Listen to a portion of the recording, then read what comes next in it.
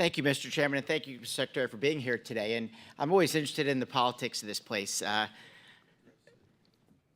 Playing politics with energy is never the smart thing to do, because as we recall during the Biden years, they actually took 40% of our strategic oil reserves in an attempt to lower prices because their policies were failing. And I'll just remind people of some of the failed policies. LNG delay, Keystone Pipeline destroyed. They were against fracking until they were trying to win Pennsylvania. Oil leases delayed. And the great news is that with your leadership, we're actually expanding our potential energy footprint so that we have more supply, because the way you reduce prices is actually increase supply. And the semantics that are being played today are typical Washington, D.C. games. And it's frustrating because our goal is to reduce the cost of energy. And as you know, throughout 2025, gas prices were coming down. That was the good news. The only reason they're up right now is because we have a global threat where a group of crazy people are willing to kill their own citizens to show you how crazy they are, and have no respect whatsoever for freedom of the seas. And so, again, the politics are vast. But let me just say this. As a Floridian, we know how important reliable energy is, especially during hurricanes, let alone tropical storms. So when severe weather hits, we want to make sure the electricity actually comes on and it's reliable. So with that, what is the Department of Energy doing to ensure that we have dependable 24/7, not just daylight energy generation, and sources like natural gas and nuclear to keep up with the demands on the energy grid? Yes, thank you, Representative Haridopolos, for those intro remarks, which I agree with entirely. So one of the things, it started in the Obama administration and the Biden administration. They made it very hard raising capital, and because of rules from their EPA, to build reliable, dispatchable energy sources.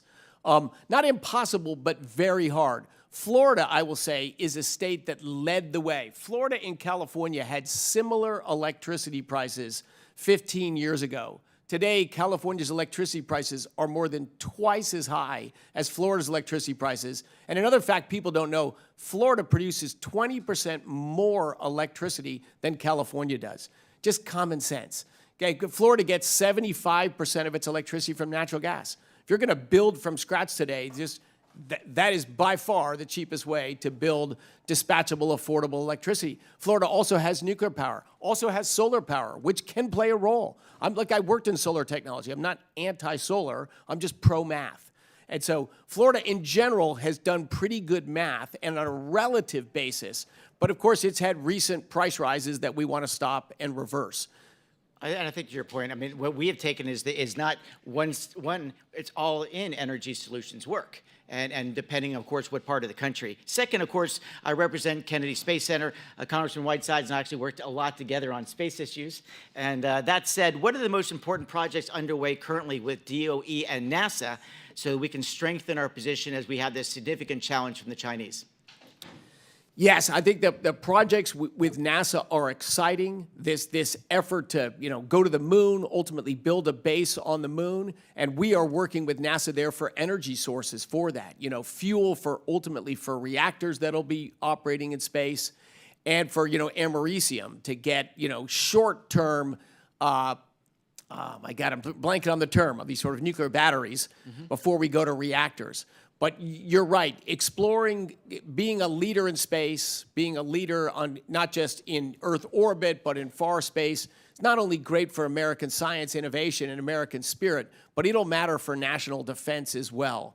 NASA is, like our national labs, is a national treasure. And getting NASA as a partner now with private business to drive space forward, I think will bring huge benefits, not just to Florida, but to our country. Well, I couldn't agree with you more, Mr. Secretary, and I appreciate your candor and your willingness to work with us so we win this new space race. And, of course, some of the new technologies you speak of right now are going to be the things that power us on the moon, and we'll be there in just a few short years.